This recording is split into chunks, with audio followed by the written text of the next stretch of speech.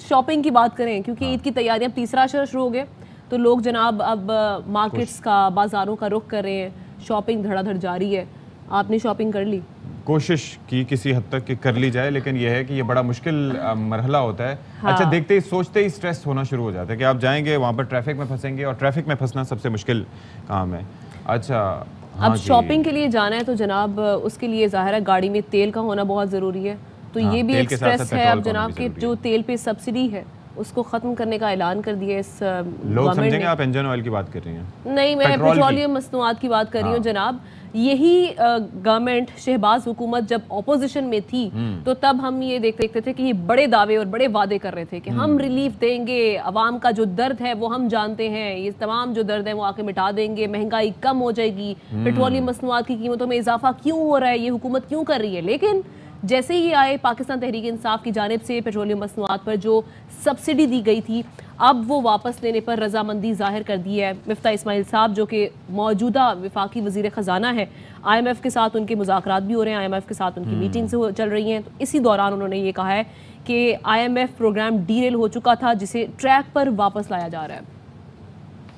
We had good discussions with the fund. I mean, they've talked about removing the subsidy on fuel. I agree with them.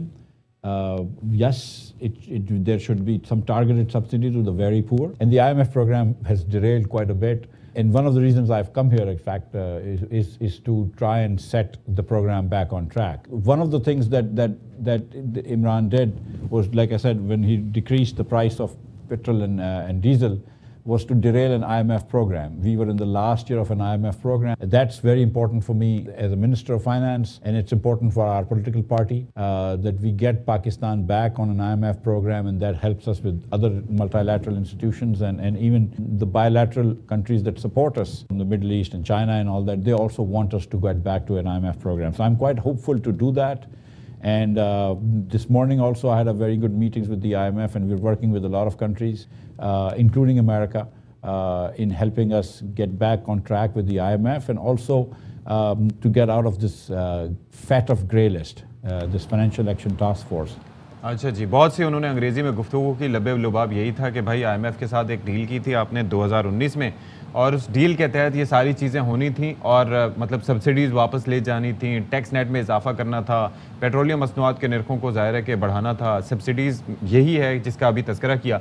अच्छा, इमरान खान साहब और उनकी हुकूमत ने वैसे तो सब कुछ फॉलो किया, लेकिन आखिर में आकर ये जो आखिरी 1-2 माह थे उसमें उन्होंने डंडी मारी। वैसे तो पॉपुलिस्ट डिसीजन था कि हाँ जी, पेट्रोलियम मसनूआत की कीमतों को आप कम कर दें, हम लोग बहुत खुश हुए, लेकिन मईशत के एतबार से एक ऐसा था। खुर्रम शहजाद साहब हमारे साथ मौजूद हैं और जाहिर है कि मौशी तज्जियाकार हैं। खुर्रम शहजाद साहब, एक कॉन्सेप्ट जिसके ऊपर बात कर रही है नई हुकूमत, वो ये कर रही है कि इन्होंने हमारे लिए लैंड माइन्स बिछाई, और इस वजह से ये जो पेट्रोलियम मसनूआत की कीमतों में, बिजली की कीमतों में सब्सिडी के नाम पर, क्या वाक़तन आपको लगता है कि ऐसा ही था? जी देखें, मैं ये कहूँगा कि गवर्नमेंट कोई भी हो, डिसीजन ठीक होना चाहिए, और डिसीजन पिछली गवर्नमेंट ने जो है वो जो पास ऑन है, यानी कि कीमतें बढ़ाना है, वो 3 महीने के लिए रोक के ठीक नहीं किया था, क्योंकि उससे जो है हमारे न सिर्फ टैक्सेस कम हो रहे थे, बल्कि टैक्सेस यानी कि यूज की तरफ हो रहे थे, जो कि प्रोडक्टिव नहीं है। एक और चीज ये थी कि साथ साथ आपके जो IMF का प्रोग्राम था उसमें भी आपको डीरेल होने के चांसेस बढ़ गए थे, और इस गवर्नमेंट ने भी ये ठीक नहीं किया कि उसको मजीद कंटिन्यू किया। यानी कि 1-1.5 महीने के लिए ये जो पीछे 2 रिव्यूज आए थे, इस पे ये बढ़ा सकते थे प्राइसेस को। देखिए, मैं हमेशा ये कहता हूँ कि आज की सब्सिडी कल की महंगाई है।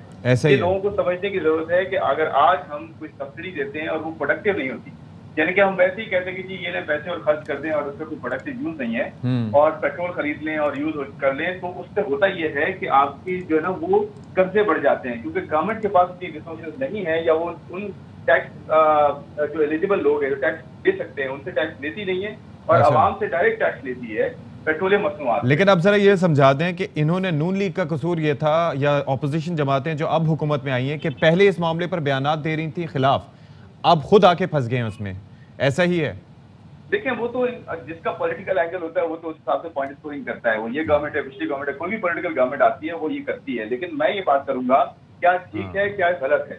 ठीक ये है कि आपको अगर इंटरनेशनल प्राइसेस बढ़ रही हैं और आपको लोकली प्राइसेस आपने नहीं बढ़ाई, या तो आपके पास टैक्सेस बहुत ज्यादा होने चाहिए, हाँ। आपके पास इतना ज्यादा जो है वो टैक्स इकट्ठा हो कि आप यहाँ पे रिलीफ दे सकें, या फिर ये करें वो कि तो हम आप उस वक्त कह रहे थे ना, सब्सिडी दें। तकरीबन 250 अरब से ज्यादा कुछ जमा हो गया था एक्सेस।